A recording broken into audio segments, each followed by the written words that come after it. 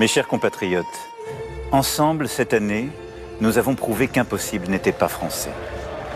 Nous avons été la première nation à modifier notre constitution pour garantir le droit des femmes à interrompre volontairement leur grossesse. Nous avons fait avancer l'égalité femmes-hommes, entre autres grâce au courage de celles qui ont su dénoncer. Nous avons continué de bâtir une écologie de progrès, de lutter contre le changement climatique en baissant nos émissions, en ouvrant des usines, en continuant aussi de nous battre pour notre présent et notre avenir. Nous avons célébré la bravoure de nos résistants et de ceux qui nous ont libérés, 80 ans après, de la Normandie à la Provence. Nous nous sommes souvenus de ceux tombés pour que la France se relève, nos héros, nos aînés, nos alliés, ceux venus de tous les continents pour libérer la patrie. Nous avons eu aussi, comme promis il y a un an, des moments de grande fierté.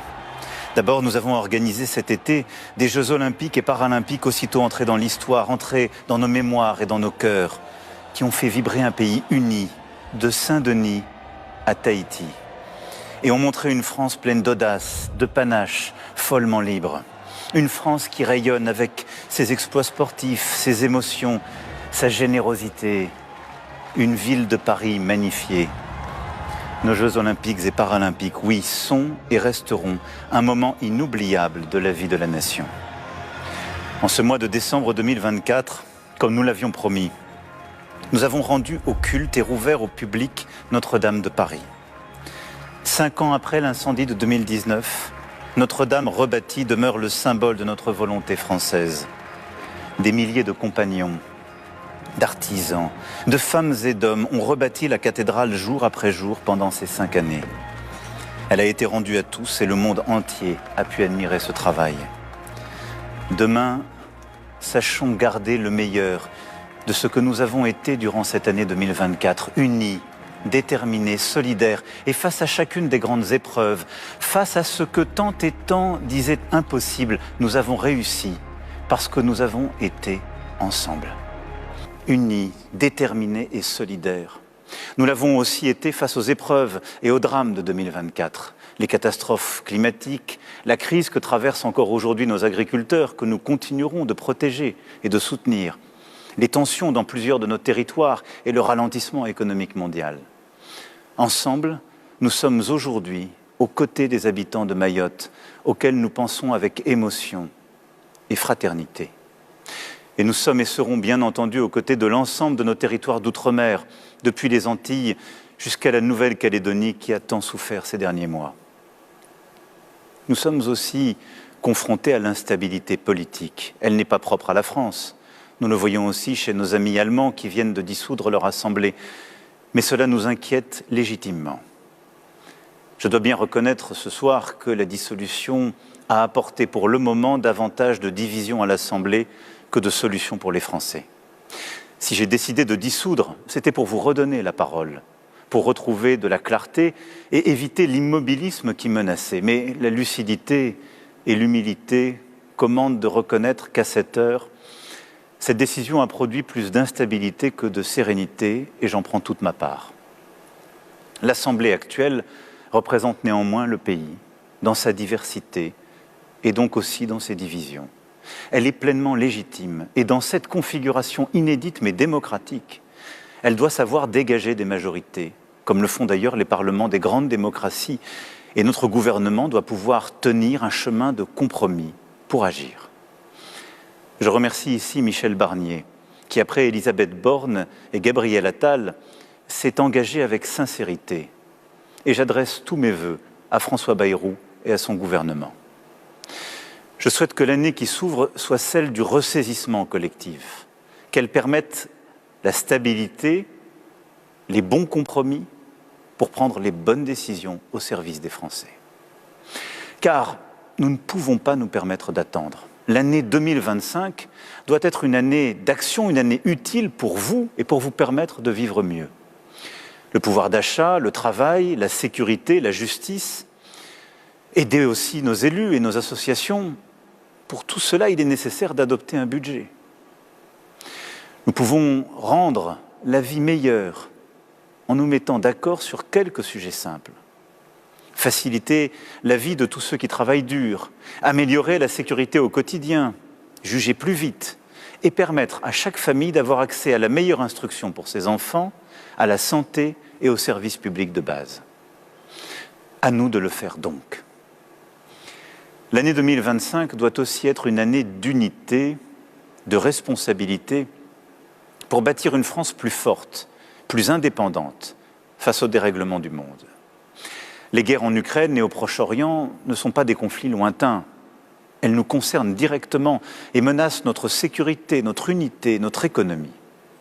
Les derniers événements en Syrie, la manipulation des élections en Moldavie, en Géorgie, en Roumanie, les attentats terroristes en Europe et dans notre voisinage montrent combien notre sécurité et le bon fonctionnement de nos démocraties ne sont jamais acquis.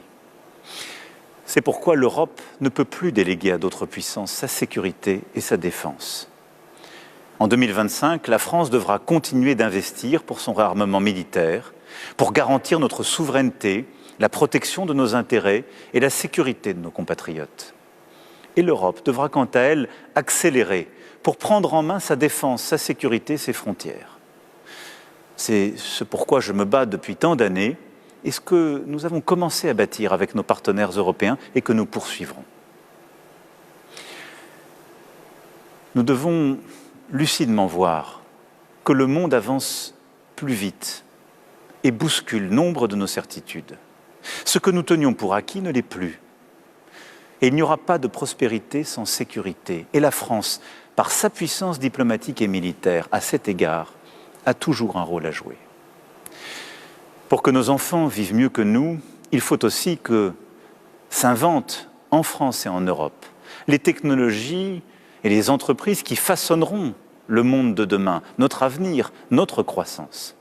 L'intelligence artificielle, les révolutions du quantique, de l'énergie, de la biologie, pour ne citer que quelques-uns de ces chantiers.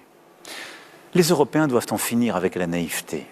Dire non aux lois du commerce édictées par d'autres et que nous sommes les seuls à encore respecter. Dire non à tout ce qui nous fait dépendre des autres, sans contrepartie et sans préparer notre avenir.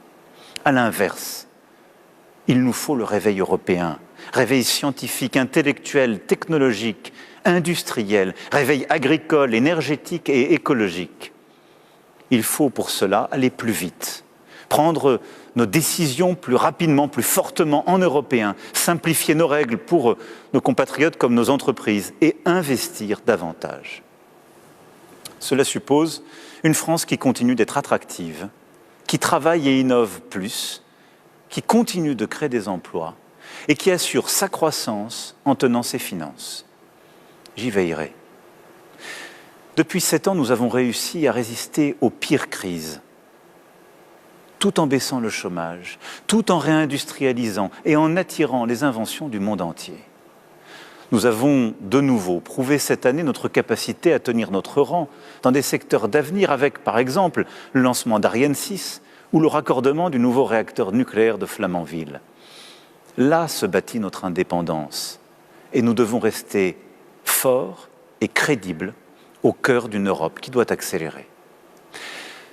À nous donc collectivement de faire, car 2025 imposera l'audace et le sens des décisions. Mes chers compatriotes, les grandes nations sont celles qui, dans les moments de crise, de doute, savent voir loin, se détacher des polémiques du quotidien pour bâtir l'avenir et prendre un temps d'avance. Nous y sommes. C'est pourquoi, en 2025, nous tiendrons le cap. Nous sommes à un quart de siècle. Une partie des promesses de l'an 2000 ont été tenues, mais tant de désordres, de déséquilibres sont apparus aussi. Alors pour le quart de siècle qui vient, je veux que nous puissions décider et agir avec 2050 en ligne de mire. Nous aurons des choix à faire pour notre économie, notre démocratie, notre sécurité, nos enfants. Oui, l'espérance, la prospérité et la paix du quart de siècle qui vient dépendent de nos choix aujourd'hui. Et c'est pour cela qu'en 2025, nous continuerons de décider et je vous demanderai aussi de trancher certains de ces sujets déterminants. Car chacun d'entre vous aura un rôle à jouer. Chacun d'entre vous sera nécessaire pour réussir ce projet que je viens rapidement de brosser devant vous. Oui, comme pour les grands chantiers qui ont fait notre histoire et encore l'année qui vient de s'écouler, chacun d'entre vous est nécessaire pour bâtir une nation et une république plus belle encore. C'est pour cela que je nous souhaite pour 2025 d'être unis, déterminés et fraternels.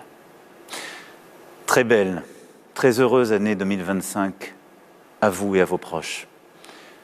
Vive la République, vive la France.